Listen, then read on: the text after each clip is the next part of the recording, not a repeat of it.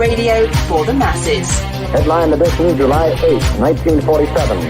The Army Air Forces has announced that a flying disc has been found and is now in the possession of the Army. If the game is rigged, change the game. Game changer.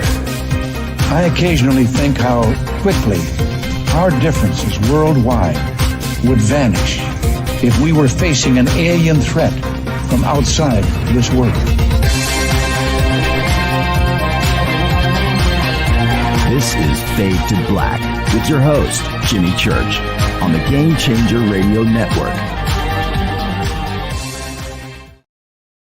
All right. Wow. Whoa. Good evening. Fade to Black. Today is Wednesday, May 31st, 2023. I am your host, Jimmy Church. Tonight, we are doing an AMA. We do AMAs once a month here. Usually, they're scheduled. The last couple of AMAs, Ask Jimmy Anything. It should be AJA, by the way. We've had technical issues that pop up, a few times a year with our guests, and happened tonight right before showtime. I can't overcome it. It's just one of those things, but the show must go on. I will never not do a show because of a technical issue. You'll never get show canceled tonight. I've got a cold. The guest has got a cold, or there's there's a windstorm and internet is down. So we have to no. The show must go on. It would have to be catastrophic for me not to do a show. So that's what we're going to do tonight. We're going to have an AMA, and tonight's broadcast is brought to you by Accidental Truth, the new documentary by director Ron James. Still, this is a hit movie, still in the top of all of the streaming services. That's because it is a great movie, a great documentary. And now you can go to Amazon, you can go to wherever you go for your premium content, and go and check out Accidental Truth today. I was telling Ron this week, I said, man, I will do everything I can to keep this movie at the top of everything for the rest of the year. It is really that great of a movie, and I fully support it. And yeah, I'm in it too. So if you want to rent the movie, right, just to see my little, 6 seconds, 5 seconds, however long I'm in the movie, it's worth it. Yeah, Accidental Truth. Check it out today. Total required viewing by everybody in our community. All right. So that is that. And one of the things that I did want to mention, let me check my volume over here. All right, looks like it's running a little low. Okay. All right. So that's there. Okay. All right. Now I see. I can tell things were a little low. I need to have my stuff booming. Okay. All right. So put your questions in all caps if you can. Thank you for posting that. Right there. Thank you, Jonocide. And again, okay.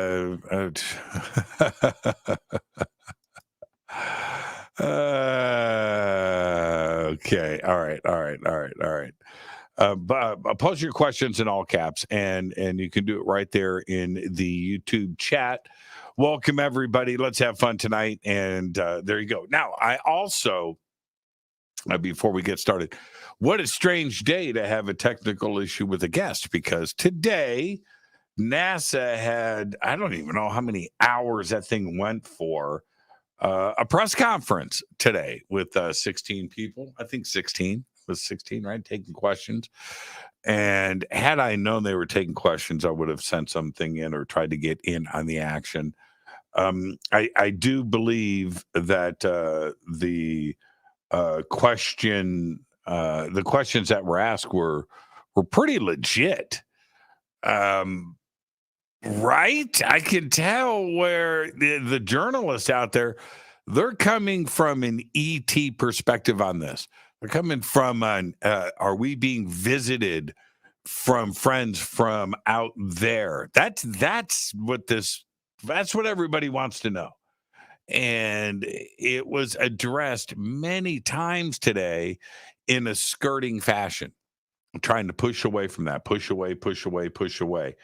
And it was frustrating to listen to that over and over again. Renee, my producer, one of my producers, who produces the news here, watching her comments and getting her email today, she wasn't happy, and I think that reflects a lot of this, and the way that the media is now reporting on it. I think we'll get more tomorrow, but the way that the media is reporting on it, they are definitely saying NASA is ain't ET. They're not about that, and it's weird the selection of the 16. There's Sean Kirkpatrick, of course. I think that every one of them. I can't speak for Sean, but I think that they have an ET slant here, at least privately, and they wanted to, you could tell they wanted to answer these questions differently, but they couldn't. They could not. It was very, very interesting. Okay, so we have all of that to talk about today as well. Yes, I see the questions coming in. If you can post them in all caps, I will get to them. Let's see here. Wow, yeah, lots of questions. Okay. Okay, all right. I'll get through. Yeah, 29 Palms. Yeah, I can definitely see that coming in tonight too as well. Yeah, I've got comments. I will talk about 29 Palms, no problem. And so anyway, all right. As we get things started here, I got kind of bummed out last night. So I want to talk about that first. It may be an AMA question later, but I want to address something. We had very quickly this week 3 top TV shows, 3 end. Not season ending, series ending. All right. Now, last night was Ted Lasso. That's a big show. That's a big, big, big show, Apple TV. And Ted Lasso, and you kind of felt it coming. I think at the end of last season, and going into this one, it was like, man, and I saw what they were doing, and yeah, it's the father-son thing, and he misses his son. He's over in England, and I was thinking there might be an interesting twist, and I'm not going to get into any spoilers here with that, but I really enjoyed the show. And I thought it was very smart. It was original, very tough to have a sports show with real sports action, in this case, soccer, right? Football, the English version of it, Richmond AFC, Ted Lasso being an American collegiate coach, and he goes over and coaches, gets hired as a coach for a soccer team, and so the hijinks ensue, right? Okay, yeah, I thought it was well done, but I didn't want to see it end. I felt it coming, and it ended, which is kind of weird with this, because when you go to Oz or other series that just come to an abrupt end, so many, they all do it eventually, right? That the series ending episode is always a letdown, and people complain it's not what you were. The way Ted Lasso ended, and I knew it was coming. We all did. We knew that this was the last season. It ended exactly the way I thought it would end. It was satisfying for me. It all made sense. It did. So there's that. And then Barry. Oh man. And Barry, I thought from the beginning that Barry was just an ingenious show. Great idea.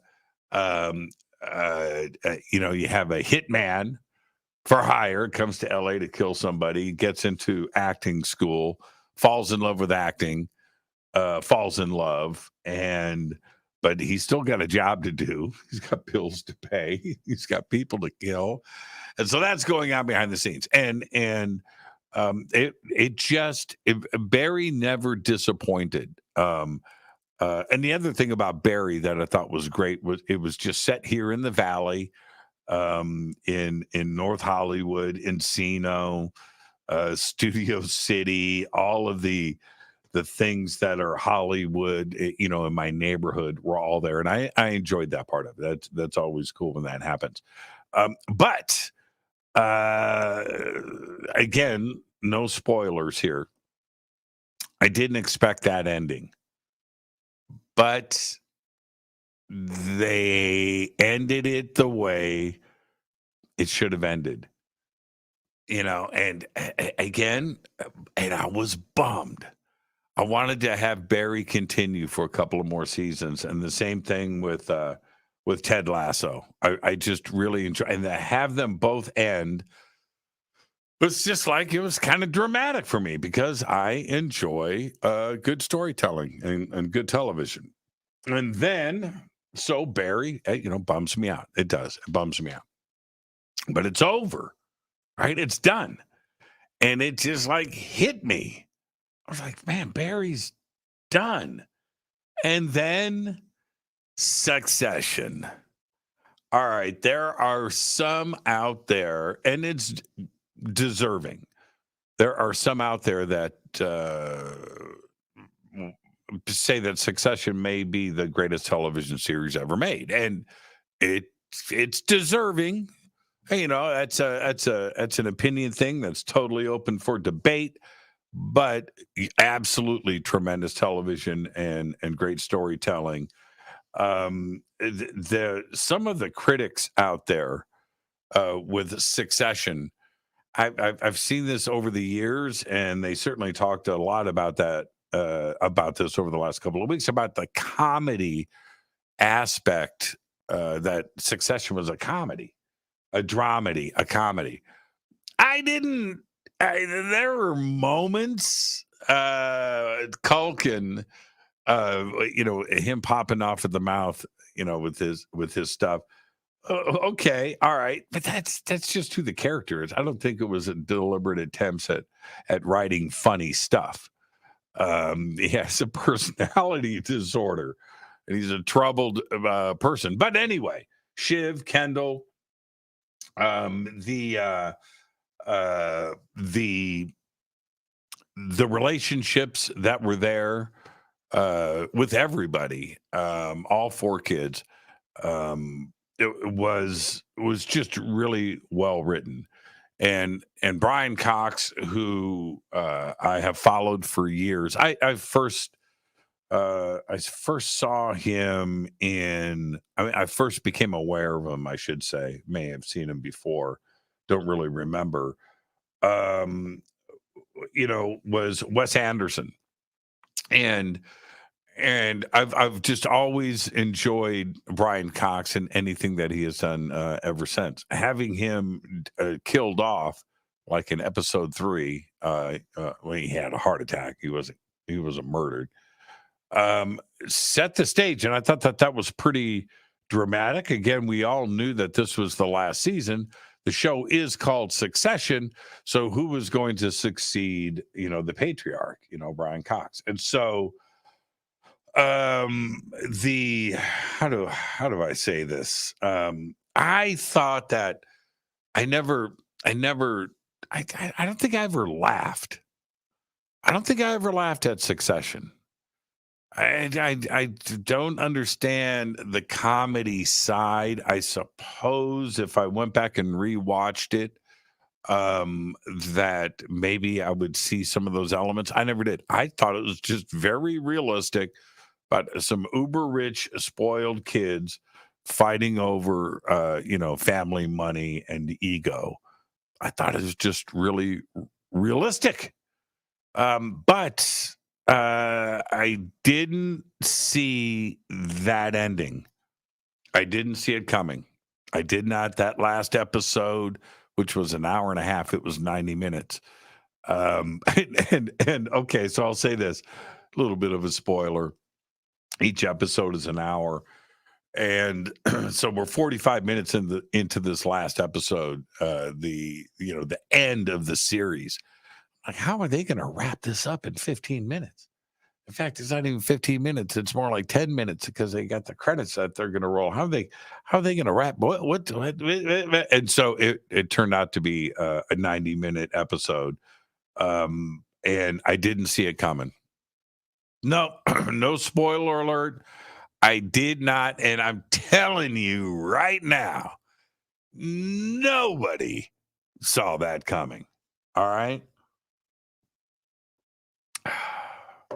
I didn't know what was going to happen when they did the milkshake. It wasn't the shake, the dinner for kings in the kitchen at their mom's house with the blender and that scene, and they did the swim, and they, they're bonding and all of that. I thought, no, this isn't going to happen, but I didn't know what was going to happen. And I was completely surprised. But so the reason why I've just spent all of this time on this, my 3 favorite shows that I've been looking forward to, over the past 3, 4, 5 years, all ended this week. And so today, right, I was working and I was doing some stuff. And phones and things, and got lots going on. And I was walking, through the house, and I went, man, Barry's over too.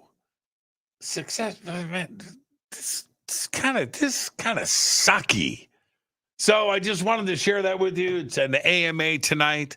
I don't get a chance to talk about personal things like I used to on the show over the last 10 years. And I just wanted to share that with you, man. It was just kind of a strange week. And so this is what I did. I get some coffee. I was pouring coffee. This afternoon, drinking coffee in the middle of the day. And I leaned on the island and I said out loud to myself, you need to go and check to see if there's anything else where the series is ending. I don't want this trauma. I don't want to deal with it. Right? Okay. All right. So there it is. I put it out there. I'm upset about Ted Lasso. I'm upset about Barry, and I'm upset about Succession. That's it. It's over. If you go back, I'll get to questions here in just a second. We'll get all of this started. If you go back to the ending of The Sopranos, all right? Okay? The last episode in the restaurant, Tony Soprano, I was like, this sucks. Not the ending of The Sopranos. The Sopranos started to kind of lose itself, the last couple of seasons. Nothing compared to, seasons 1, 2, and 3. But anyway, that just kind of sucked. It wasn't a good series ending. It wasn't. It was one of those things where like, well, if they're going to end it like that, who cares? And The Sopranos went for me from being king of the hill to not so much.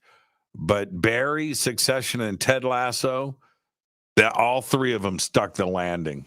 They did, man. They did a worthy endings. It's like real writers got together and delivered. That's my opinion, but there you go.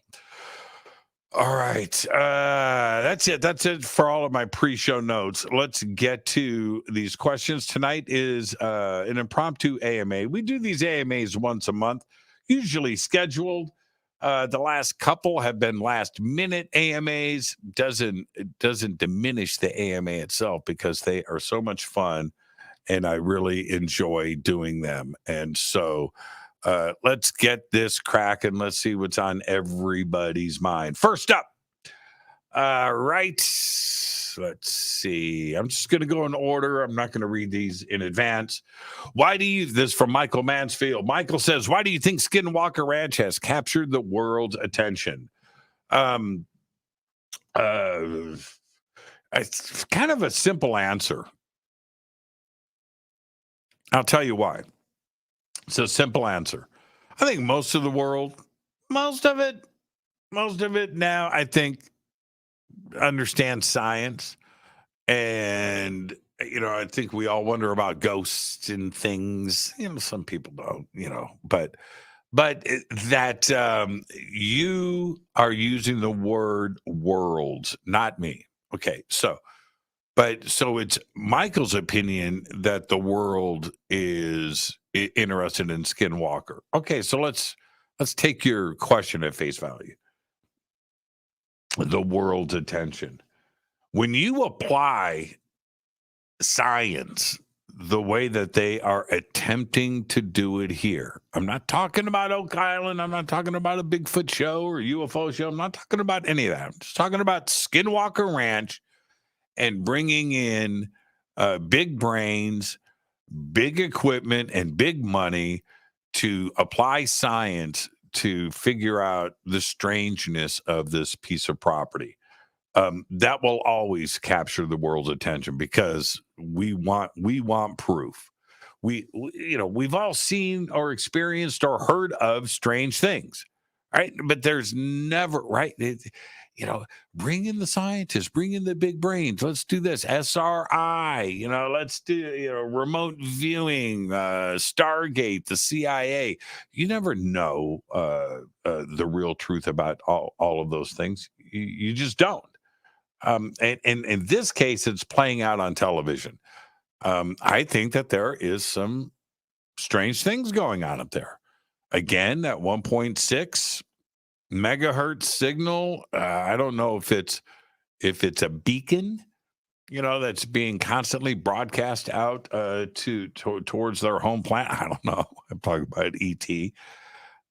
There appears to be something underneath that mesa that is of dome shape.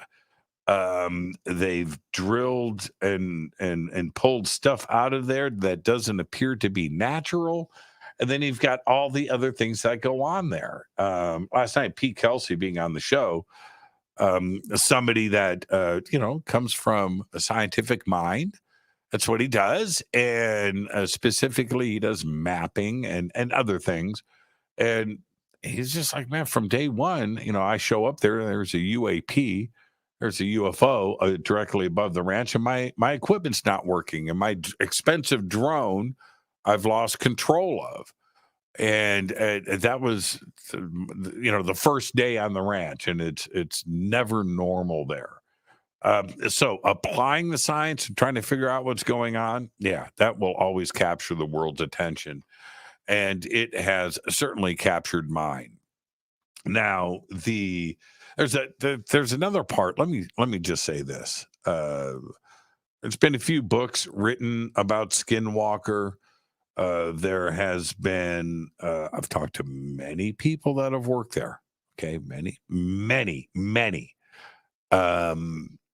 Most of it off of the air, that will say stranger things than, and these are people that I trust, stranger things than what appears in the show. But I think that some of the photography and some of the books that have been written about Skinwalker, I think a lot of that is sensationalism.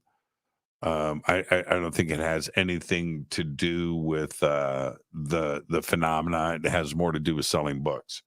But what the series is doing right now, it's got my attention. It really does, and I think the world is right there. We want, just like Pete said last night, dude. I mean, it would be unreal. It'd be unheard of if this stuff just starts to prove things. And he's right. And that's my view. The other thing is that mesa, that dome, if there is indeed a dome, a craft, something that is not natural underneath those rocks of the mesa, that would mean something is really, really, really, really old. Millions of years, tens of millions of years, hundreds of millions of years. I don't know how long it takes to form a mesa like that over a building, right? Okay, so what? 10 million years from now, what will Chicago look like? I don't know. It's not going to look like Chicago. You know, if just something comes in, cleans out all humankind, whatever it is, right? And we're done, and nature takes over, what would be left? Right? So if something is not natural, that dome, right? Not a natural formation, built by somebody else, I don't know who, how old is it? And if that discovery gets made, holy crap, what a game changer. So that's where I think we're at, you know. So this isn't the search for the Holy Grail or secret pirate treasure, the works of Shakespeare, you know. It's no, the Holy Grail, the Ark, you know, no, that's not what this is. This is craziness going down on a piece of property, and we're throwing science at it. So there you go, Michael. There's your answer to that very, very great question, and a great way to start off the show. Next up, let's see. SM. Hi, Jimmy. How are you? How's life? I just told you I'm bummed out. Ted Lasso, Succession, and Barry all ended this weekend. And we had the NASA press conference today. So there you go. All right, let's see. Next up, Flying Monkey says, okay, Jimmy, my question is, what were you thinking with that shirt yesterday? Oh, you mean that's a golf. It's a golf racing team shirt. What do you mean? What was I thinking of, man? I love my golf. The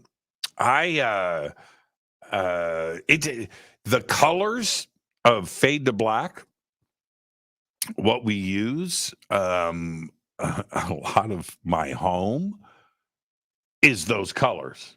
I love that color orange, and golf, which I don't.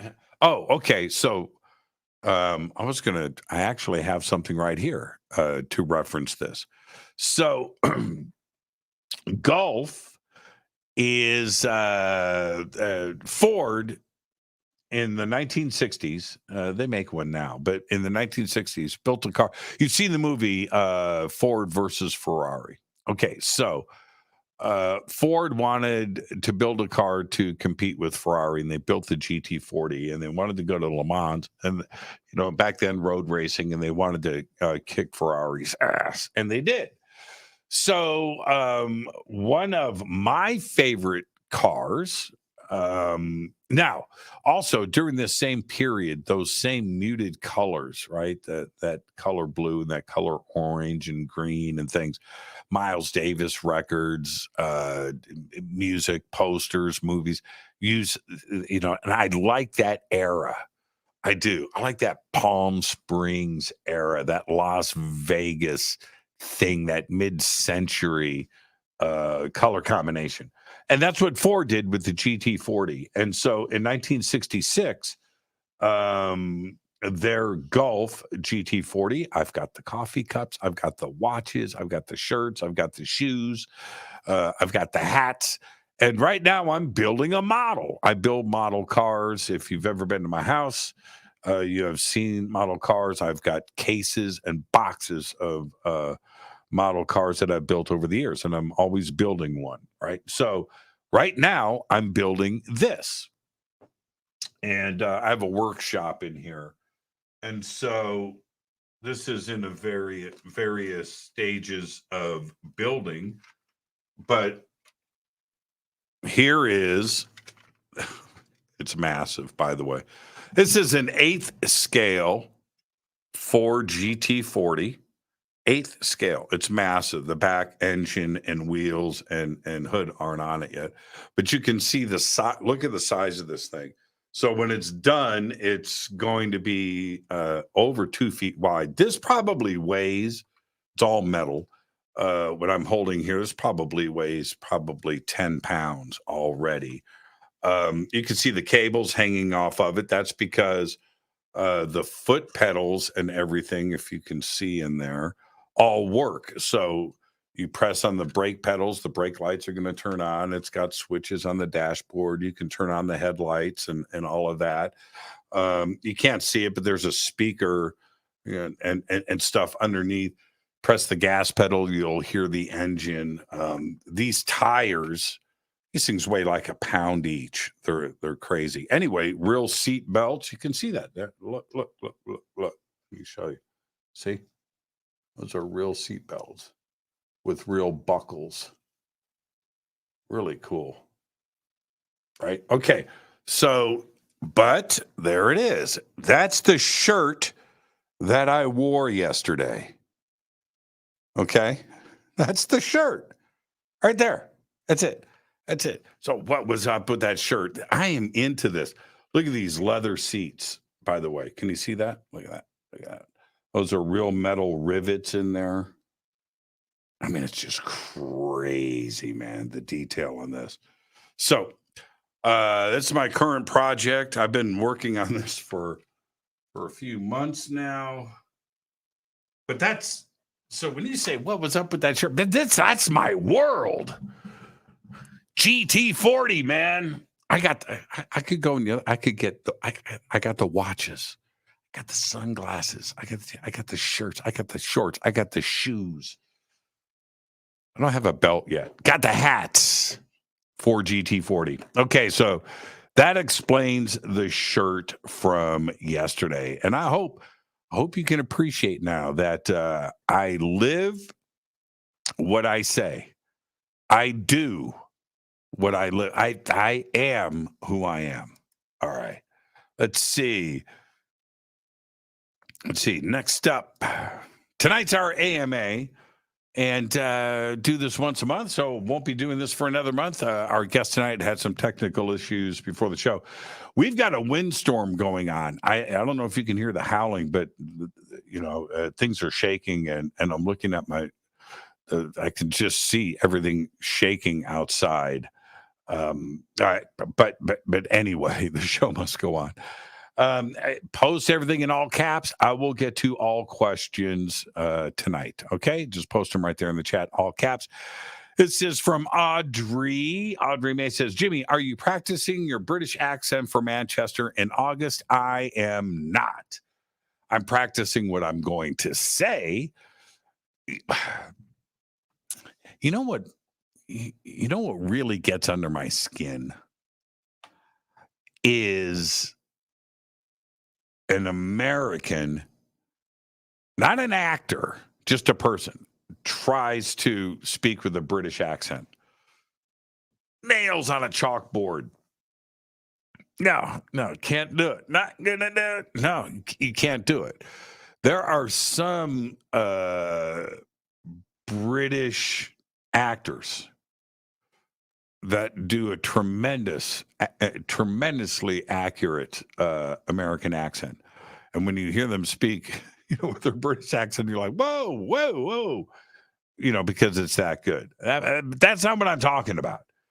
I would never. I love a British accent.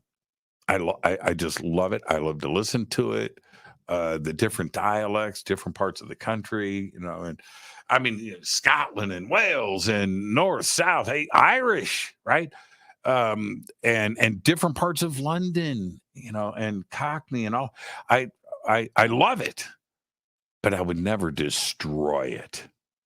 I would never destroy it. I would never embarrass myself. I would not want to go and try to bust off a British accent to somebody British while in Britain and have them go, no, no, not gonna do it. No, it gets under my skin when people try to do that. I had friends that could do a good British accent and it would make me laugh and things, but no, I'm just not good at it.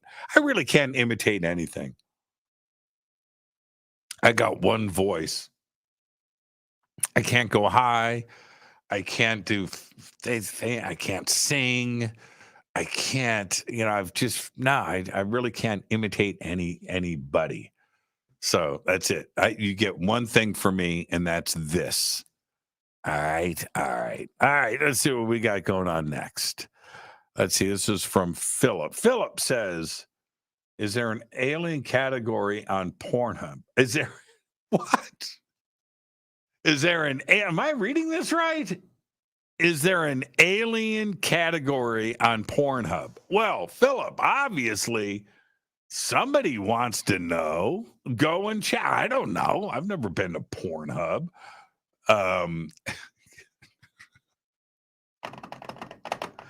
Alien porn. I would not want to see what would pop up. Anyway, I can't help you there, Philip. You're on your own. You're on your own. I'll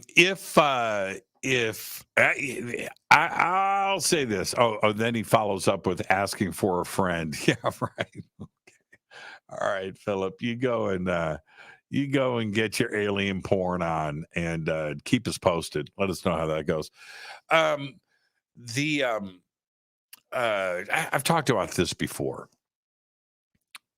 I don't want if let's say something tragic happens. Okay. I choke on a piece of food. I get struck by lightning, plane crash, whatever. Right. And my daughter, she gets everything. Right. My daughter has all of my passwords.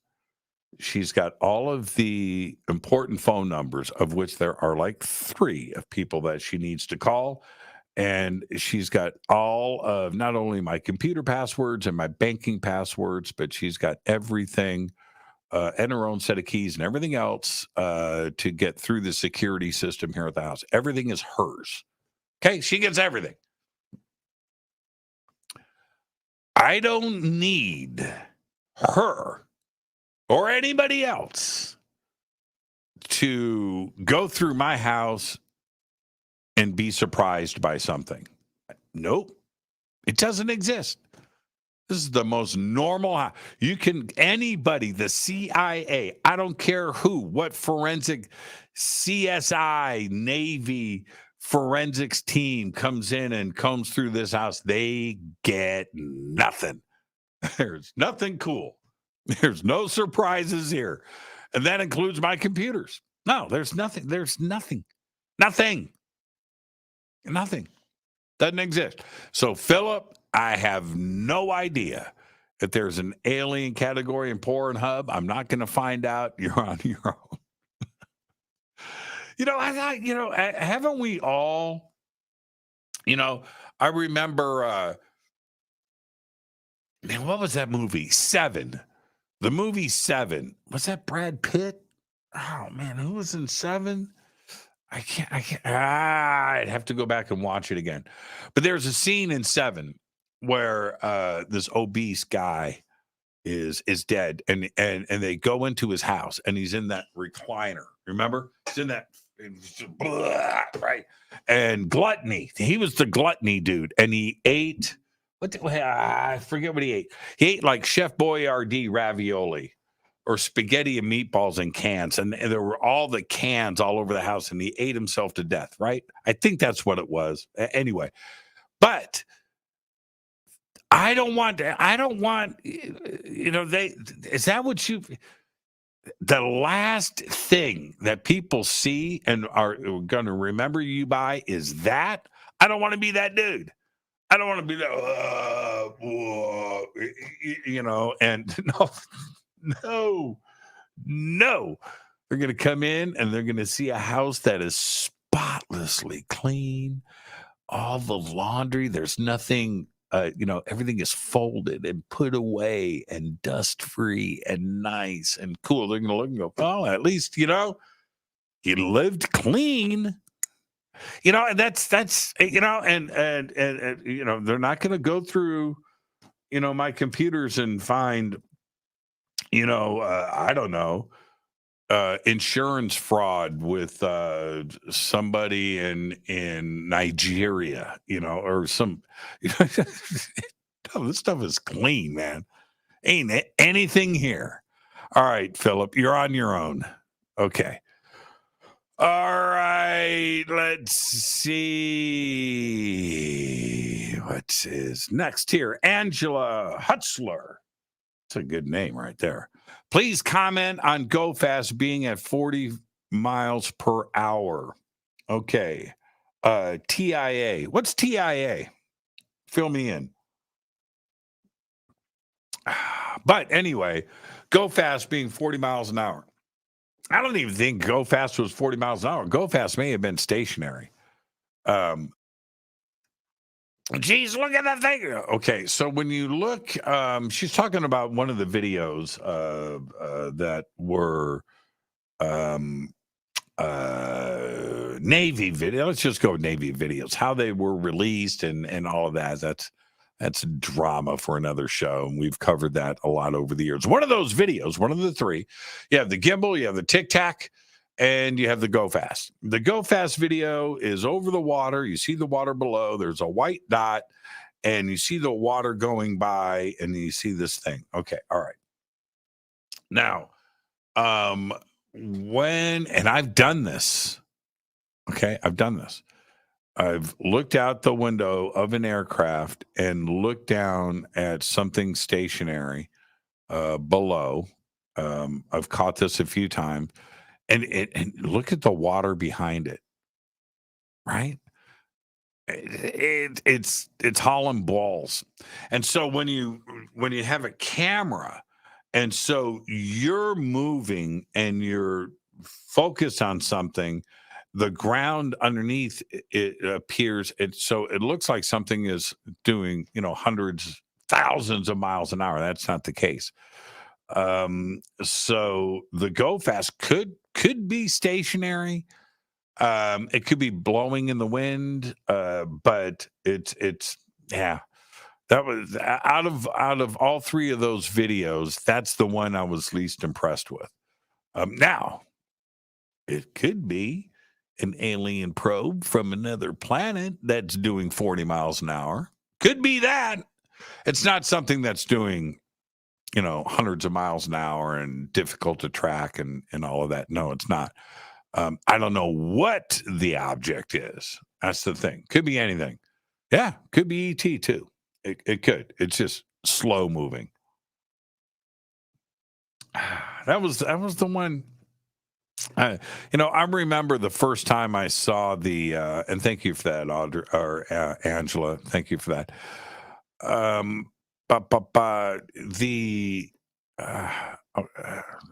What was I going to say? Try to ask one question tonight, everybody. I don't want to go through and just repeats of stuff. So just one question, one person, one question. I want to get them all in. Is that I remember when I first saw the Tic Tac and the gimbal footage, right? I'm looking at the gimbal footage. I'm like, wow, that's pretty trippy. Okay. And I immediately got emails from some people that were explaining to me, this is in the beginning. This is way before all of the research started coming in and all of the comments and everything else. I'm talking like on day 2. And it caused me to just kind of, this is years before Mick West was on the scene. And it caused me to just kind of look at it a different way. And but I remember when I first saw the video, I was like, okay, now what is that? That's pretty crazy to me. But it was the Go Fast video that impressed me the least. All right. Now all three, it's probably the Go Fast that impresses me the most. It's a slow move. If it's ET, could be.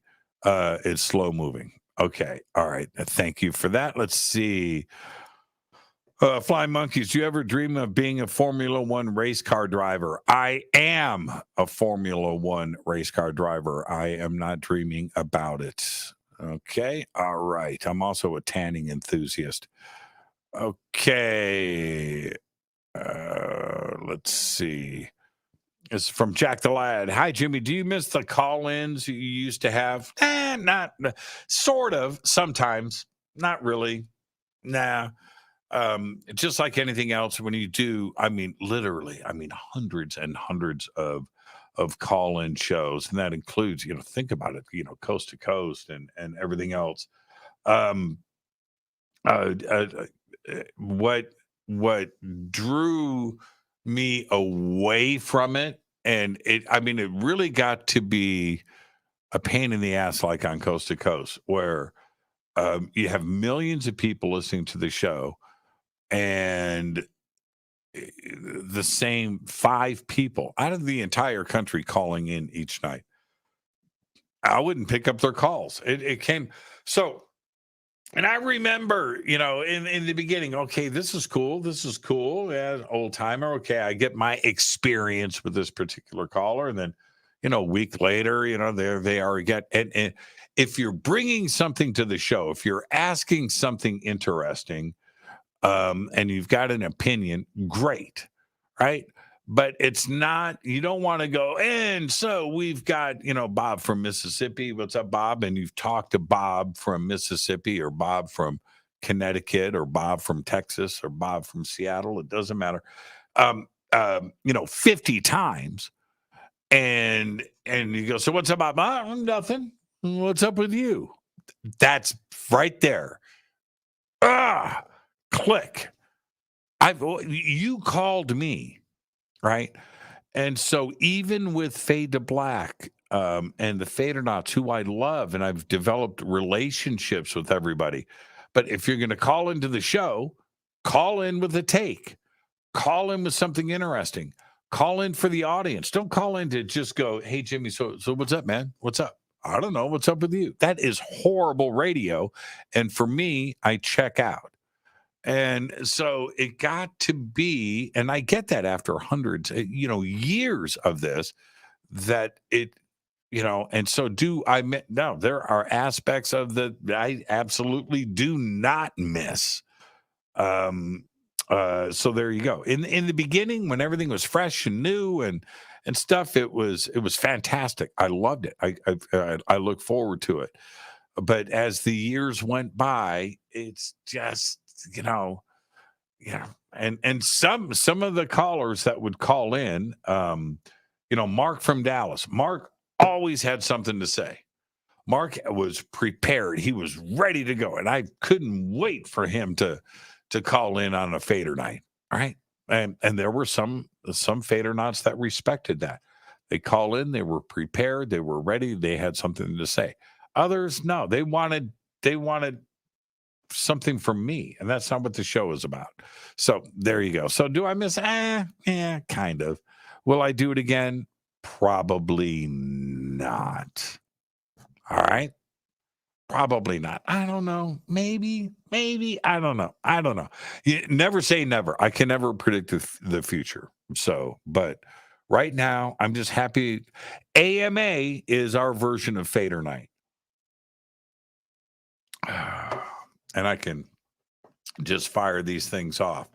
Okay, let's see what we got here. Oh, I love this. I'll post this anytime. Jimmy Bleep in Church, Renee Cruz. That's what I'm talking about. See, now Renee's got it together. River Moon. What's next?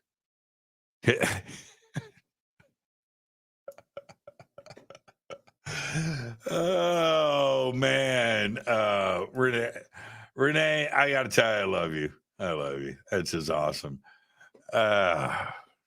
Renee Cruz. She's a metalhead.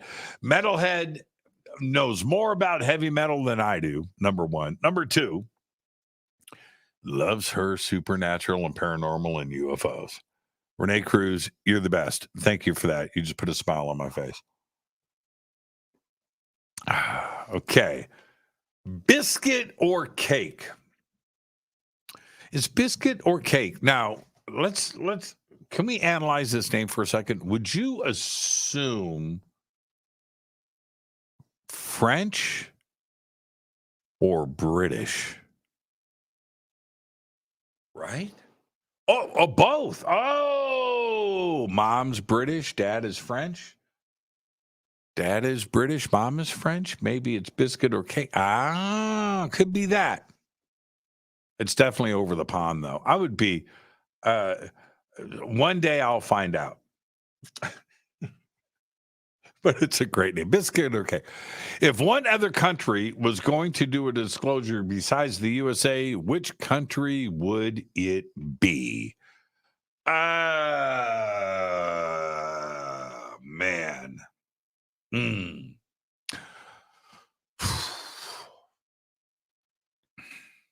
I would say maybe South American. That would be a strong possibility because I just don't think that they give a crap.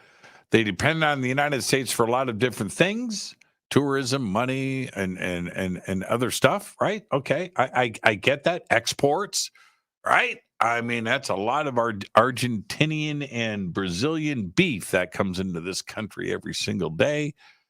But that being said, they don't give a crap, right? They do their own thing. They have their own agenda, in my opinion. I could see it coming from Mexico, Chile, Argentina, but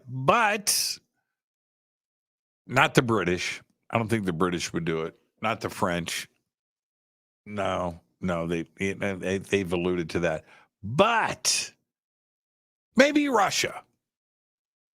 Putin would be the Putin. Well, right now it's Putin. It could be any Russian leader.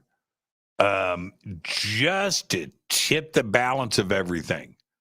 UFOs are real and we have the technology just to scare and here's the proof. Here's the flying saucer. Here's our anti-gravity. We got you. I could see that. I could almost see the United States doing the same thing. But think about that for a second, right? Yeah. You know, you don't want to give too much away, but you give enough away to just scare the crap out of the world, right? And that's kind of Russia. That's what Russia does.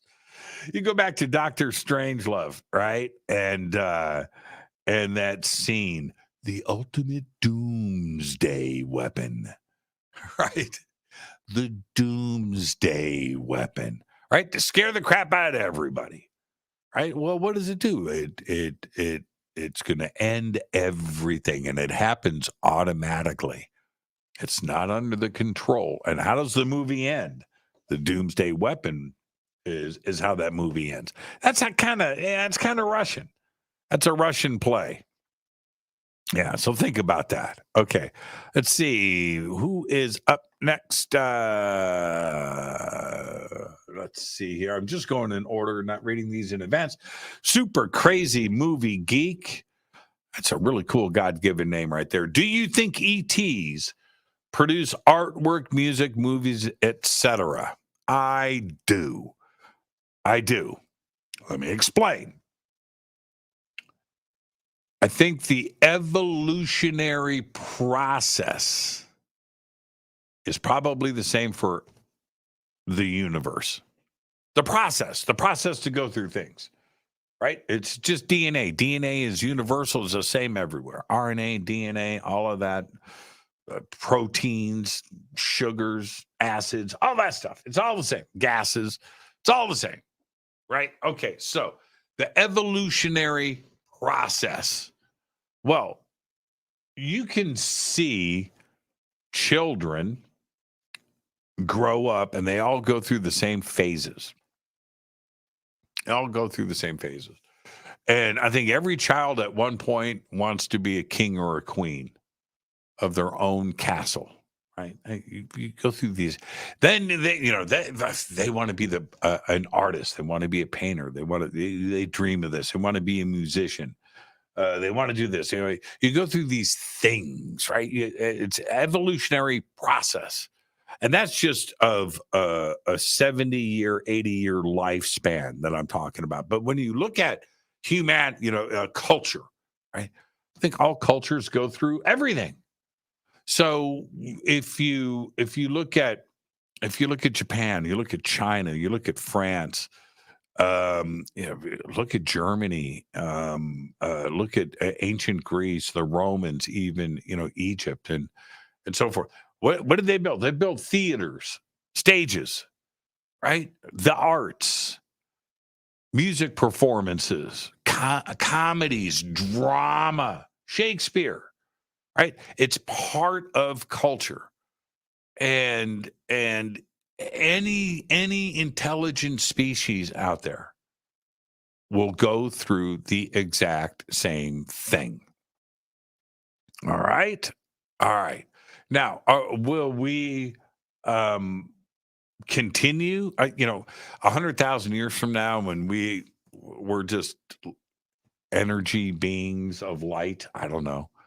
Are we still going to laugh and dream and create music and paint and art and create some sort of visual stimulation and entertainment, movies or some version of that in the future? I think so.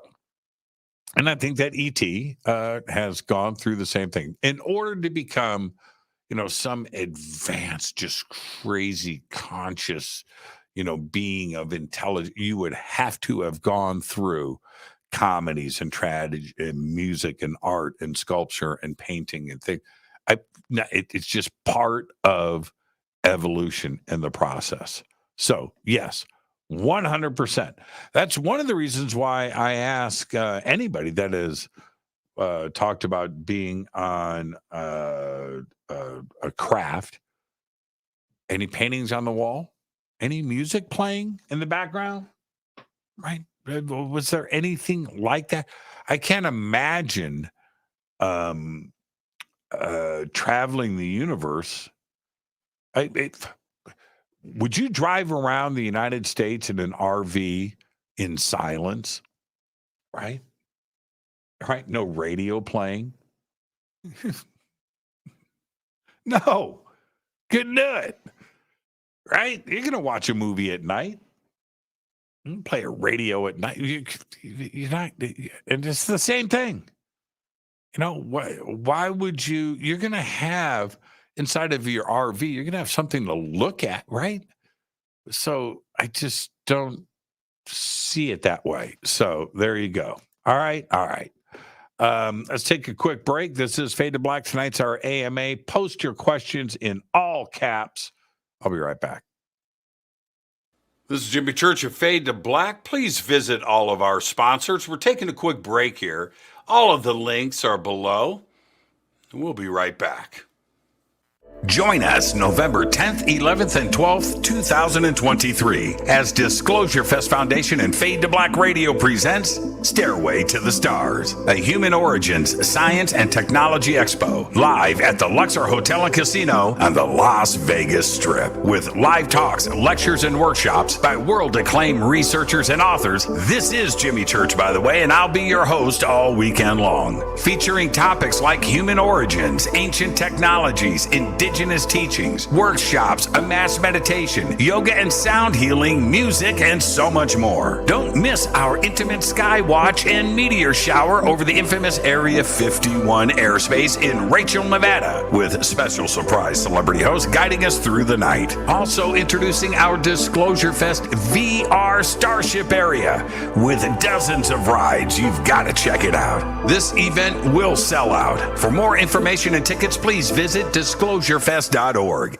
This is Jimmy Church, and I want to introduce you to Wave X39 stem cell activation patch, which has totally transformed my health, my sleep, brain, and my eyes. I no longer need reading glasses. X39 is a true breakthrough in regenerative science. Using light, X39's patented age reversal technology is clinically proven to signal the activation of younger stem cells, accelerating the body's natural healing process. X39 promotes restoration and rejuvenation, bringing the life-changing benefits that I've experienced. By naturally elevating a master signaling peptide in the body, X39 boosts vitality, health and wellness, and resets 4,000 genes to a younger, healthier state. It's one patch, once a day, and you can turn back time with X39. Just go to healingworksnow.com. That's works with an X. healingworksnow.com.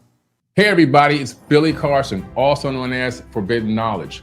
I want to talk to you about a very special event coming up July 30th, 2023, the Forbidden Conscious Awards.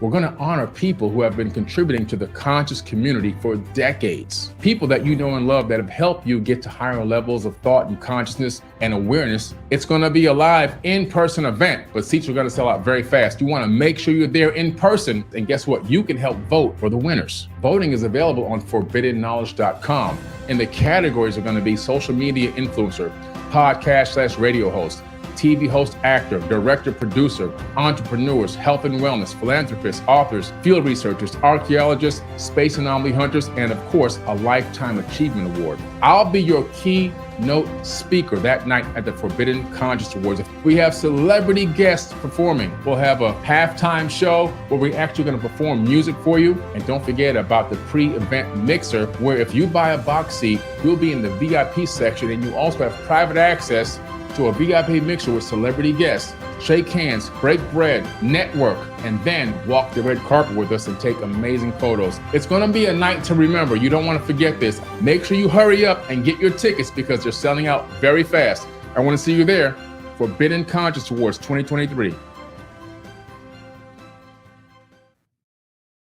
River Moon Coffee, makers of the Fade to Black blend. Truly the best coffee on planet Earth. Just visit rivermoonwellness.com or their Amazon store. It's all simple to do. You can check out the Fade to Black blend, the Game Changer blend, or any of their Black Moon Wellness products. It's the only coffee I drink.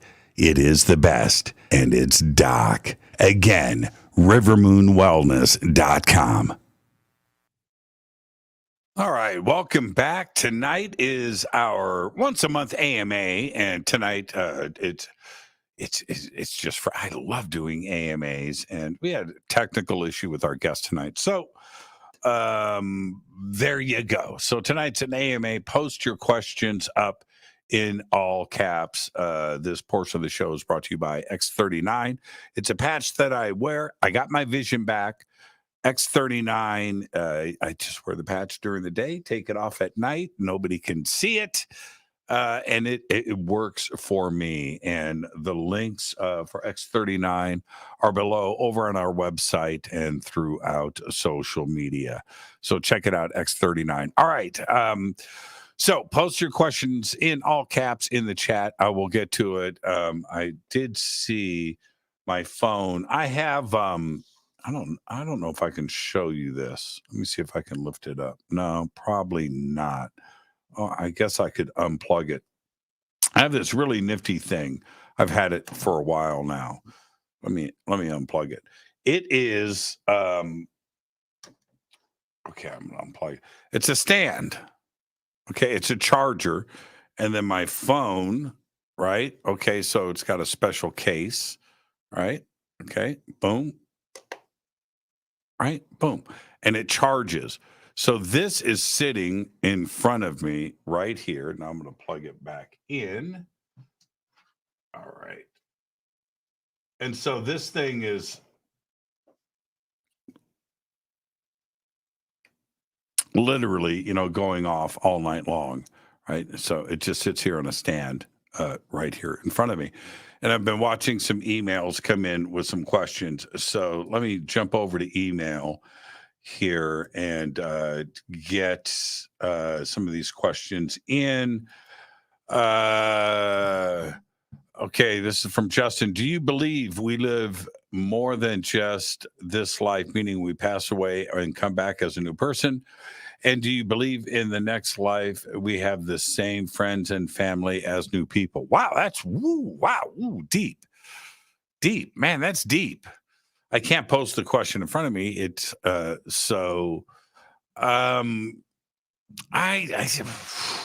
it's like the ultimate question. I was watching there's a movie out with Robert Redford. It's called The Discovery. And if you haven't seen it, by the way, last night I watched Arrival. I something came over me last night, and I wanted to watch Arrival, and I did last night. Anyway, so last week I watched The Discovery, and I've seen it a couple of times, but I wanted to watch it again because in the movie, Robert Redford is kind of like a cult leader. He doesn't call it a cult, but anyway, he's a scientist that discovers there is an afterlife. So he proves it, and the announcement goes out, and people start committing suicide. Yeah, like millions of people. And it caused me to stop and think about this very, very deep question that Justin is posting here. If right, I mean, if that, it's like the ultimate question. If that gets answered, like with definitive scientific proof, what does that do? Right now, let's suppose that, man, you're not living the life that you've dreamed of. You haven't found your bliss. You're not happy. Maybe you're in debt. Maybe you just lost your job. Maybe your spouse has left you. Maybe, some tragedy in your life or whatever. And you're just like, well, screw this version. I'll just move on to the next one. That it kind of diminishes the importance of this version, right? So do I think about it? Sure I do. I think that we all do. But I'm not going to allow that to change this. No, I don't want it to change. Right. So now the ultimate surprise, right? We all love surprises. Christmas morning, gifts, birthday presents, right? Those are cool. The birth of a child. Is it a boy or a girl? That's a great surprise. There's certain things that you want that moment of, whoa, right? Okay. You know what? Whatever happens after this version is over, I'll find out. But I'm not going to have it change this. All right. I'm enjoying life. I have found my bliss, and I'm trying to figure out the mysteries of what's going on now.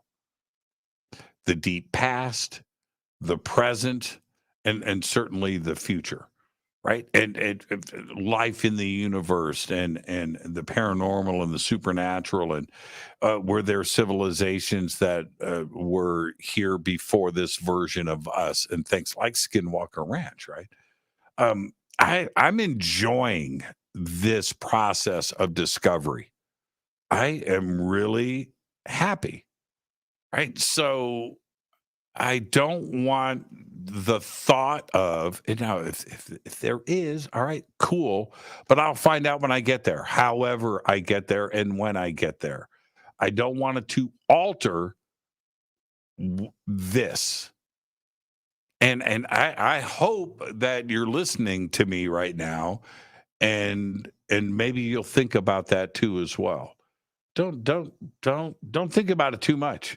You can't change it, right? You can't. No matter what, you're not going to change things. So don't have it change who you are right now. Life is, is there perfection in a human being? Can you be perfect? No, you can't. You can only be better. Okay? All right. That's it. So make your life about that. Just try to get better at yourself, at the way you treat people, better at the guitar, better at, for me, building models, man. I mess them up all the time. The model that I just showed you, I was working on the front shocks, right? So it's front shock assembly with this thing, and and it's so technical, and I'm really into it, right? I pop the shock on and I break it. I had to stop I had to contact the company. I had to request replacement shock assemblies, right? Which they took care of it. But I learned from that, right? I learned from that. And the new shock assembly comes in, and now, I didn't break it the second time around, but that's part of the process, right? Of becoming better and learning things. I've gotten so good at building guitars. All right. I had some friends over at the house last weekend, and so when they come in and they look around, and I get to show them my workbench, right? It's right there. I've got the chair, I've got the lights, I've got a ginormous toolbox. I've got you open up the drawers, and every single tool needed for the building of a guitar. Everything: files, screws, parts, things, electronics, wires, anything that you need to build a guitar. I can do it.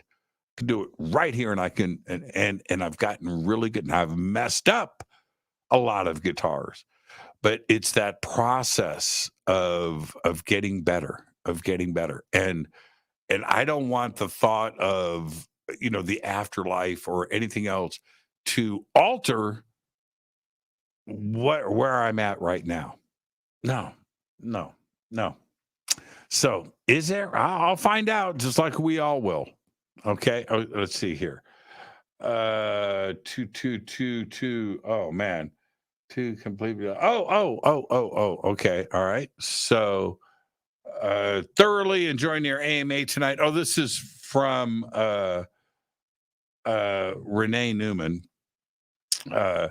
It's been interesting to see the comments about how many Fadernauts shared our frustration with NASA's press conference today. That's from Renee. For future reference, Renee Cruz is a guy. Oh, Renee Cruz is a guy? Is that right? I thought Renee Cruz.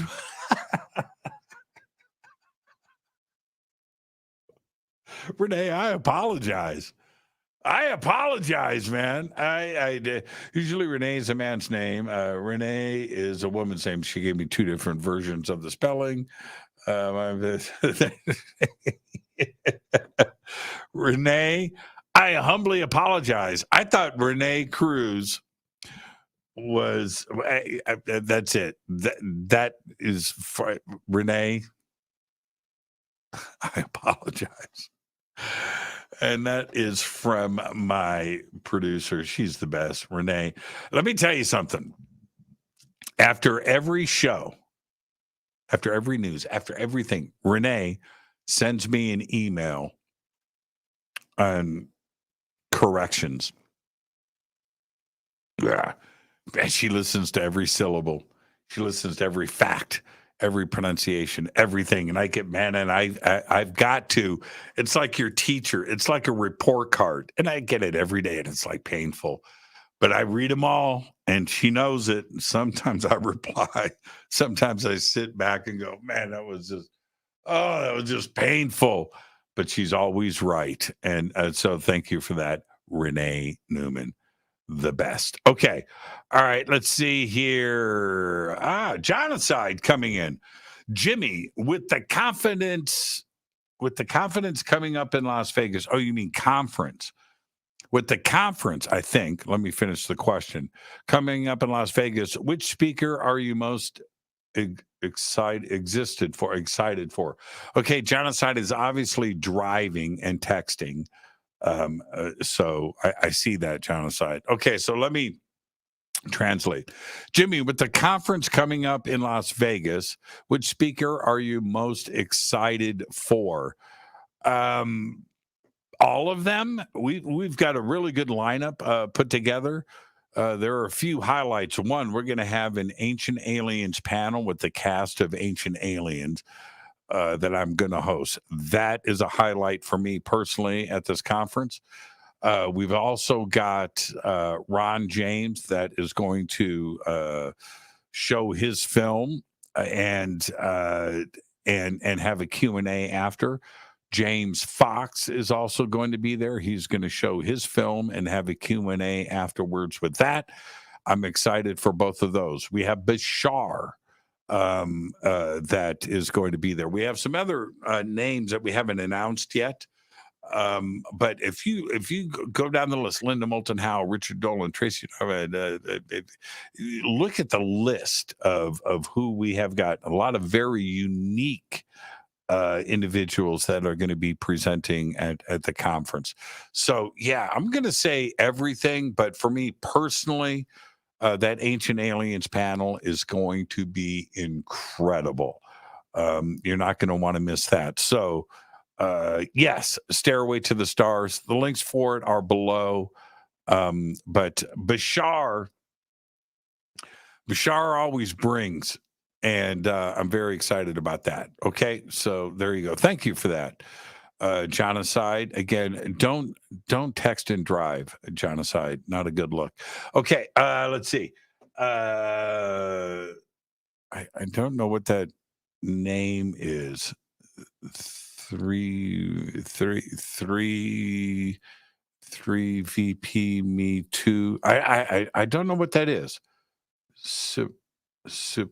Supreme. I don't know. That's like one of those license plates that you can't read. The question is, thoughts on Bob Lazar? Bob Lazar, one of the most polarizing. I mean, you want to get an argument started, right? Dinner party. You got friends over. You've got a show like this, and you just want to just get the argument going. Just go, okay, Bob Lazar, right? It's like thoughts on Bob Lazar. That should be, on a dating app, right? Long walks on the beach, and Bob Lazar should be right there, because then you'll know if you're going to swipe right or not, right? Bob Lazar, he's that kind of guy. So I try to be as honest as I can about Bob. And so the truth is, for me, I'm going to just speak the truth. For a couple of decades, 1990, 1991 to 2018 or so, what is that, 30 years, 20 years, 30 years? For decades, I was all Bob. And I went, and I cannot tell you how many times, how many days I spent watching Bob's videos from the early 90s back to back. Bob pulling up in his Corvette. Hi, I'm Bob Lazar. And he jumps out of his Corvette, and I'm here to talk to you today. And he leans on the thing.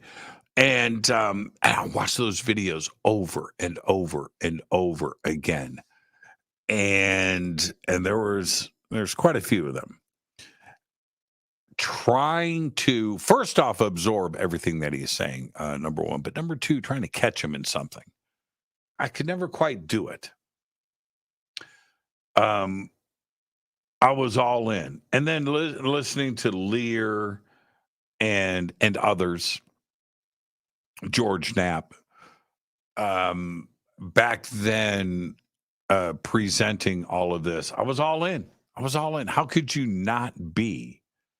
Right? And element 115 and gravity drives and the sport model. And of course, him going out on Groom Lake Road or whatever, the black mailbox and with everybody out there and watching the test drives and the test flights. Okay. So all of this, and back then, man, Area 51 and S4, right? So I stayed steadfast, and I had lots of conversations with people over the years, including Stanton Friedman, presenting the other side of this. And now here's the closure to it. After 30 years, why I'm not Team Lazar anymore, because quite frankly, too much BS floating around. And my direct connection with Bob is here in the Valley where he grew up, is a college. It's called Pierce College, small community college. It's a small community college right here, Pierce College. You can drive by it and look at it. It's like any other small community college. It's great. It's part of the community out here. We have a few Valley College and stuff, and Pierce College is out there. And that's where Bob went to school. I think he went for a semester or something, or two, or whatever. It's a community college. But the Caltech and MIT aspect of it, I don't feel it from Bob. I hang out with a lot of physicists, and when you're around a physicist, when you're around somebody that has gone through the process of getting a degree in physics, they carry themselves differently. They do. You can see it in their face. You can feel it. And the vibe that you get when you're not a physicist and you don't have those degrees, you have difficulty communicating with somebody that does.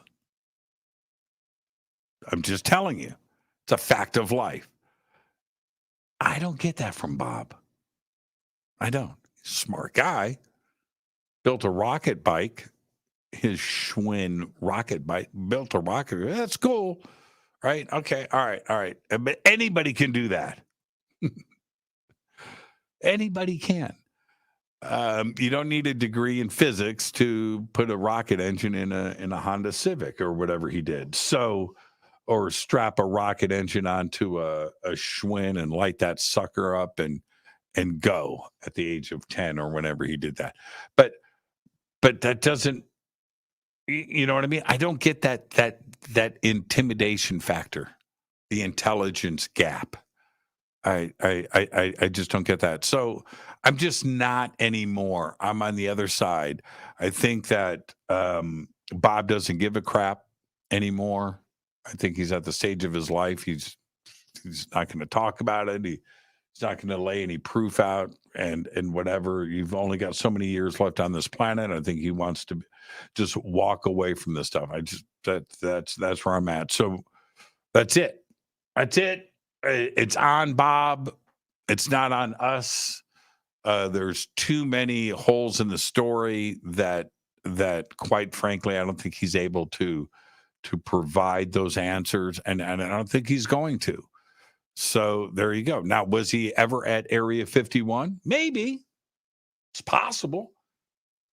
he was a computer technician or whatever he was at Los Alamos. He was able to do that and go in and, plug in modem cables and stuff for different people at Los Alamos. So he was there. Maybe he did the same thing at Area 51. He's plugging in modem. I don't know.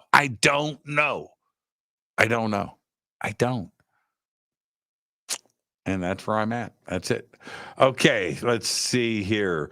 Will we get some disclosure in 2023? I think we will. I think that there's something coming. I really do. I do. I think 2023 just feels different to me than other years. And it's been a crazy ride since 2017 for sure. For sure. Looking at those videos today from NASA, and I was just looking at one. This pilot had shot, and these three objects are off in the distance, and NASA apparently debunked it. It was a flight path of three jets flying together. I thought they were going to say it was Starlink, but it's the interest that is there. There's a lot of interest, and although today there's a lot of stuff out there that's flying around. Is it all ET? No. Is some of it? Yeah, yes, it is. But the interest from the world, that I think that as Richard Dolan says, you can't put the toothpaste back in the tube, and you can't put the genie back in the bottle, kind of thing. And I think that's where we are now. That's it. That's it. The door is open, and we're going to get some answers. Yeah, and I think 2023 could very well be the year. What is your favorite ice cream flavor? I got a few. Depends on the mood. Haagen-Dazs butter pecan. Ben & Jerry's peanut butter cup. Cookies and cream. Yeah. Haagen-Dazs coffee. Coffee ice cream from other manufacturers, that's not the same, but Haagen-Dazs coffee, just straight coffee. Just man. Ooh, hard to top. So it depends on my mood. Depends on my mood. Sometimes, I did it not too long ago. I went to the store. I bought chocolate, Haagen-Dazs, Haagen-Dazs chocolate, Haagen-Dazs vanilla, Haagen-Dazs strawberry. I went and got a can of whipped cream. I went and got chopped nuts. I got caramel topping, strawberry topping, and Hershey's chocolate syrup topping, and maraschino cherries. I even bought those. I came home and I made a sundae. I was going to do a banana split. I didn't do the bananas. I was going to go full on and do the banana split. I didn't. But it depends on the mood. I actually did that. Yeah. Come to my house right now, open up the refrigerator. I will show you the 3 toppings that were purchased 2 weeks ago. They're right there in the door. And man, that sounds good after the show tonight. So there you go.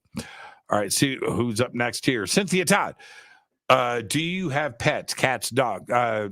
Not anymore. I had 3 dogs. There are with with Rita.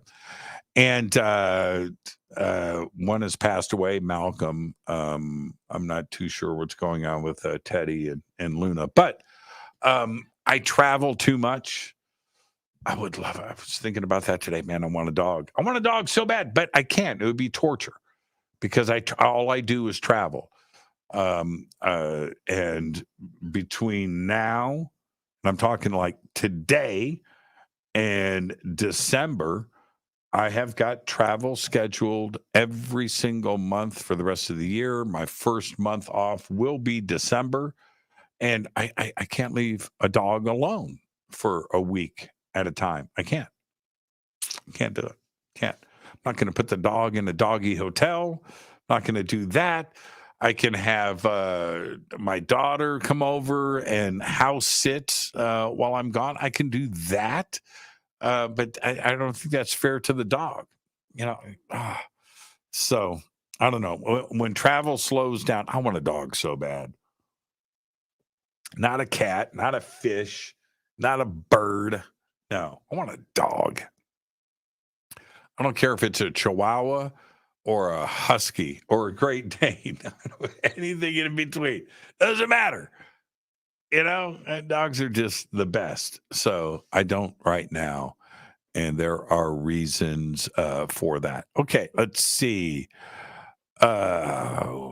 Okay, this is from Matt Mayfield. Matt, Jimmy, what's the one song on guitar that gives you fits to play? Nothing.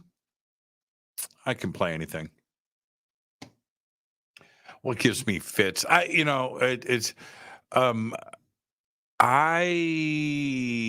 probably this probably started about 30 years ago, maybe or so. In the 90s, not so much in the 80s. I was in a learning process back then in my 20s. But if I hear a song, I know how it's played. Yeah. So I know that sounds strange. It sounds weird to say, but I know how it's played. So it's just it doesn't matter, man. If it's Yngwie, Jeff Beck, or country or classical or whatever, I hear it. I know how it's played. So I just have to just sit down and figure it out. But nothing. I can play anything. I can. I can literally play anything. So there you go. What would give me? I guess there are some forms of speed metal. When I watch those guys, I'm pretty impressed. And I don't play that style. So that that might take me a minute. Take me a minute to get into it, but by the end of the afternoon, right? But yeah, and if you go and you listen to, there are certain things that does gives a lot of guitar players fits, and you look at some of the Dimebag stuff and some of the Pantera stuff, Zakk Wylde and things, but it's once you understand a couple of key things about the guitar, and you figured out that you understand that it applies all over, and things become easier for you. Paul Gilbert, Steve Vai, yeah, histrionics, man. I mean, these guys are really good. George Lynch. Paul Gilbert is, he's a crazy player. Crazy. If you watch Jordan Ziff and watching Jordan, sit here in the studio and play, he's amazing. He's absolutely an amazing player. And you see that, but I understand it. It's not like I step back and go, oh man, oh geez, I could not. No, I can, and I do. So there you go. I think Paul Gilbert. One last little guitar comment, then we'll move on. I think that Paul Gilbert does his best, and I say this with the greatest of respect. He does his best to mess your head up. He's so good at it, man. He's got so much dexterity, and he is able to, and where he makes it nearly impossible. Yeah, a lot. He's, Steve Vai, not so much. I think it's Steve Vai. Once you're in Steve's head, you get it. But Paul Gilbert, man, he he can make things really, really frustrating. Really frustrating. All right. Let's see. Also, your thoughts on the 29 Palms Triangle. You mean the 29 Palms flares? Let's be very clear here. I've been watching the debates and everything. That's not a triangle. I don't care. Witness testimony and the debates and the back and forth and everything that's going on. I just depend on my eyes. That's it. And especially with something like that, it's just my eyes, and those are flares. There's no question about it. What I think is frustrating for me with the 29 Palms stuff is, I'll just say it. Corbell is trying to convince us that we are seeing something else. And that's not cool. Just if you repeat it enough and you just drill down that the community is going to tap out and go, okay, all right. It's a triangle. It's a UFO. Okay, it's aliens. It's ET flying over 29 Palms. Okay, all right, we're done. That's what he's hoping for. In this case, it's like, all right, here's the deal. You see a video of a red car, right? It's a red car. Okay. You see the video. It's a red car. It's a red car.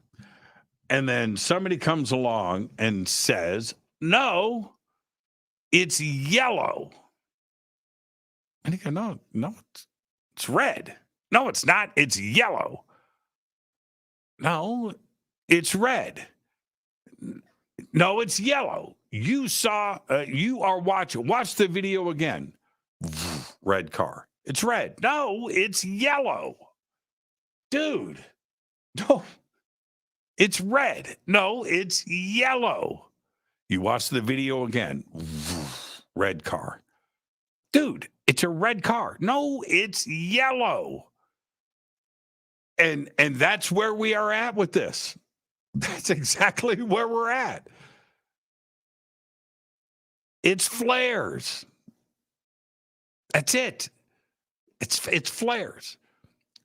But Corbell will not stop. You're not seeing flares. You're seeing, listen to it. Well, okay, you know what? We're in a circular argument here.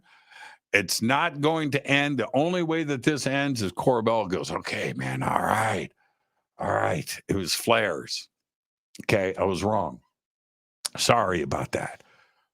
But, he's gone so far, so deep into this, and his ego, and I'm not saying that he hasn't brought some interesting stuff to the table. He has. But his ego and who he is, there's no way he's backing off. So it's a yellow car to him. It's a red car to us. And that's it. And that's it. That's where it's at. It's flares. Friggin' flares. It's flares. All right. Okay. Do you think all of NASA is in on a cover-up? No, I do not. Or just a handful that are not even on the UAP panel. Let me explain something about NASA. NASA's gotten a bad rap, and I understand. And are they part of a cover-up? They certainly could be and probably are. Yes. Okay. All right. But that being said, NASA is always in need of more funding. And nothing would get NASA more funding than ET. Okay? You want the ultimate funding for building cities on Mars? Show us life on Mars. NASA, show us that. Man, if right now, today, if if the James Webb Space Telescope spots a planet 10 light years away with lights on it, right? Proof. It's got everything. It's got atmosphere. It's got lights. There is alien life on that planet. You know what we start doing tomorrow? Building a ship to go there. And NASA would have all of the entire world would be in, everybody throwing down money. Everybody, Elon Musk, Bill Gates, anybody that you can think of, Slim, what's his name from Mexico? Everybody is throwing in money on this. We are building a ship and we are going to that planet. I guarantee tomorrow. So it is in NASA's best interest to find evidence of alien life, whether it's visiting this planet or the James Webb Space Telescope or Mars or Europa. That's a fact. That's a fact. Except that there is NASA wants ET. NASA needs ET. This planet needs ET. Well, that's it. That's it. And the rest of the planet is ready for it. It is an obvious situation. Today, NASA had a press conference. It wasn't what, but it happened. They had a press conference today about unidentified aerial phenomena. And what was the predominant question that was being asked from everybody there? Is it ET? Is it ET? What's going on? Is there alien life? Is it ET? Is this ET? Are you ET? That's what that was all about. Now, NASA was combating that. They couldn't go all in, and they were avoiding that. All right, but let me tell you what NASA needs. NASA needs ET. NASA needs the James Webb to do it. Life on Mars, life on Europa, an alien probe that crashes in somebody's backyard, whatever it is. They need that. All right? They're not, no. Now, are they covering up stuff under the direction of the White House or the CIA or the NSA or the Department of Defense? Sure. Is there stuff that has been captured either with astronauts orbiting the Earth, the International Space Station, Apollo, Mercury, Gemini, people looking out when? Yes. Have they doctored photos? Absolutely. You can see the before and after stuff. So sure. Yeah. And they had their reasons for it. I'm not saying that all of that is okay. It's certainly not. But today, in today's environment, in today's funding environment, it's a tough world out there to get funding. And the one thing that NASA needs is ET. All right. That's why I think 2023 is going to be a big year. If NASA gets confirmation from the James Webb, again, of a planet with life on it that is in our neighborhood, 5 light years away, 10 light years away, we are building a ship, and that ship starts getting built tomorrow. That will be the focus of humanity, period. All right. Can I be any more clear? All right, let's see here. What's next here? Nemo's Odyssey. Do you think the Alaska Pyramid and the Skinwalker Ranch might be connected due to the black helos? Okay. Bosnia Pyramid? No, it's not a pyramid. Looks cool. Alaska Pyramid? That looks anomalous to me. That could be real. The pyramid in Antarctica, I will never forget. Man, I forget that documentary. What was that documentary called? Give me my plane. What was it called? Anyway, it doesn't matter. Documentary series came out last year. and they're down in Alaska, this mountaineer. Give me my plane, F-16. What was it? Anyway, go watch the documentary. So the kid, well, he's not a kid anymore. He's an adult, and the millionaire, he's a tour guide for mountains, right? And so the two of them, they want to go on this mountain in Antarctica, and they do it. So they're going across the top of the mountain in 4K, beautiful high definition video. It's just incredible, man. And they're going across.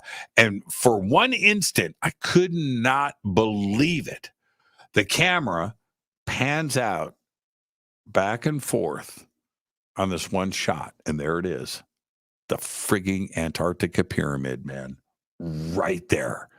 And I got to tell you, I stopped that, I froze it, I backed it up, and I looked at it again. That is every much of a pyramid as anything in Egypt.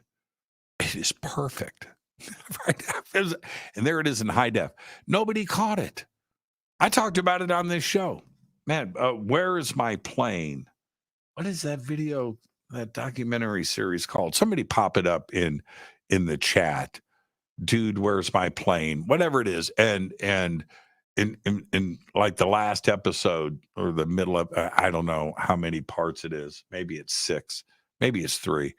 But that scene, man, that is worth all the money. That is the money shot, man. It just pans across, and there it is. That is a pyramid. So, yeah, I think that there are more pyramids to be discovered on this planet. And yeah, I think they are connected. And I think they're old. For a pyramid to be in Alaska, for a pyramid to be in Antarctica, how old is it? It's old, millions of years. So that's a great question. And yes, succession. Man, I'm still bummed about that. I'm still bummed. Did you think at the end, man, I don't want to give it away. Can I, has everybody seen it already? Did you think Kendall Roy was going to off himself? I'm just saying there. So he's got his dad's security guard, right? His dad's best friend is walking a few paces behind him, and they're somewhere in New York, and they're walking towards. I thought he was going to. Dude, I was like, he's going to jump off the George Washington Bridge. He's going to jump off the Brooklyn Bridge. Watch this. This is where this is going. Just for an instant, I thought that. Why is the bodyguard walking behind him like that? But anyway, not going to give anything away. All right. Let's see here. Alexander Ben Cannon says, did you think that the slide with the data that Kirkpatrick showed was interesting like I did? It was the same one from last month where there was 600. Okay. Now over 800. Yes. And that, okay. So, I thought that was a very interesting part of today's conference, because this point that Kirkpatrick brought up was also brought up in a couple of questions, and it was followed up with later. And which is, he said that they are looking at 800 cases. And he said that, I'm paraphrasing, that most can be explained. He said, but I think he said a few or many, a few are truly anomalous. And it's like, what? What? What's he saying there? Now there. So yes, I found that completely compelling. All right, we can't lose sight of that statement or the data points in that slide. Cannot. 800 is a big number. Last month it was 400. The month before, this number is just getting bigger and bigger and bigger. So, but that being said, The other point today, and this was coming from Evans and others on this team, that some of this needs NASA's input. Now, what does that mean? There was talk today about satellite collection, satellite sensor data, satellite resolution. There's that. NASA's knowledge of not only the obvious things, about space and planets and orbits and whatnot in the James Webb, but NASA also is looking all the time and collecting data. And we also have the ISS, and there's many NASA satellites. Down the street from my house, NASA's got this giant complex. NASA's got complexes all over the country. You've got stuff in Houston and Huntsville and Florida and out here on the West Coast, but right down the street. And so you can drive by the NASA complex out there, and there's always stuff going on, always. And it's not just, right? It's not just the ISS. It's not just this. And NASA has a lot of things going on with things beyond our atmosphere and space. They also design planes. Okay. All right. Okay. So that being said, for this point to be brought up a few times today in this press conference, that Arrow takes it so far, but then they have to stop, and then you know what? This is a NASA issue. What? Right? And so when we're talking about, the repeating of it's the data, it's a collection of the data. And historically speaking, we have photographs, and we have witnesses that have died, and poor data collection. So historically, when the farther back we go, the worse the data is, and there's not anything for us to sink our teeth into. I respect that. I understand that. Today, we have sensor data going off everywhere, not only with aircraft, but ground-based radar, and we have satellites. We have stuff that is out in deep space. We have stuff that's interplanetary now. Okay, we do. We literally got stuff driving around right now on the surface of Mars. We have stuff flying through the atmosphere of Mars right now.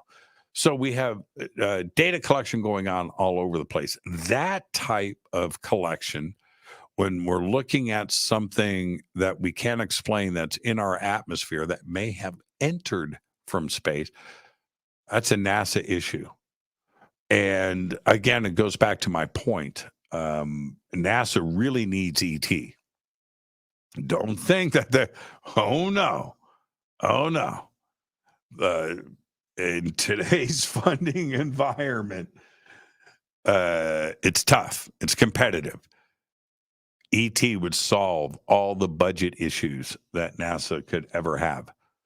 So this point was brought up over and over again today, and Kirkpatrick with that number. Wow, incredible, just incredible. So 2023 may be the year. Let's see what's up next. Garagi says, so how do so many recording artists wind up being in perpetual debt to their labels and managers? Every single one. Man, the recording industry, record companies, it's the mob. Imagine getting a loan, okay, with a 90% interest rate. That's right. So if you, especially historically speaking, today you've got a little bit more control. You're not necessarily signing with a label, but okay. So let's back up. So let's say you sign a record deal, and let's say you get a $500,000 advance. Okay.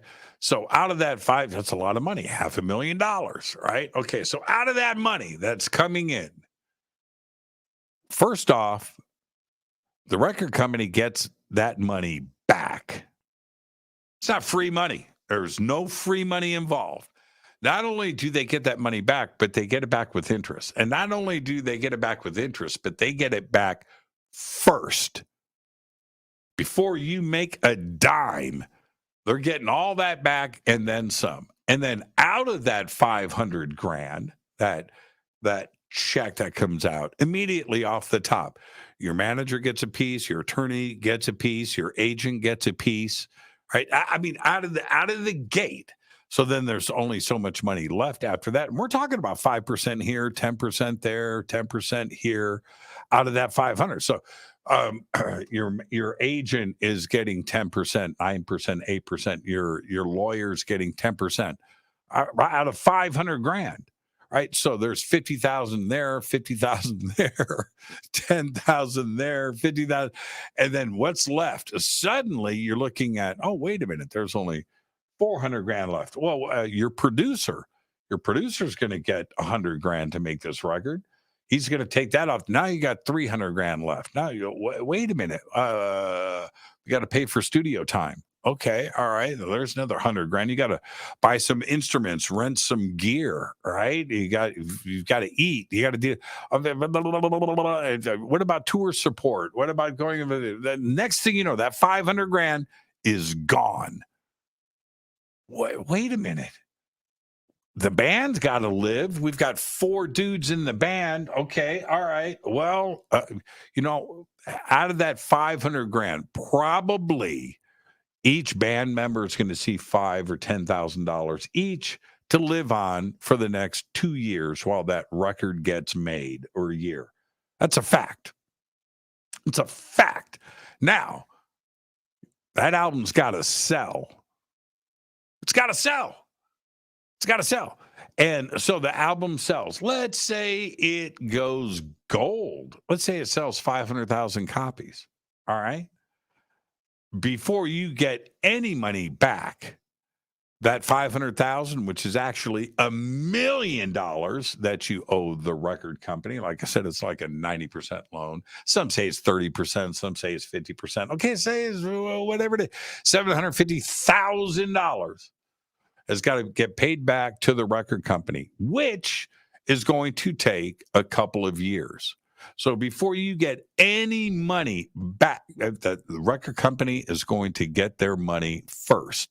And out of the royalties and everything else that's coming back, guess who else is making money before you do?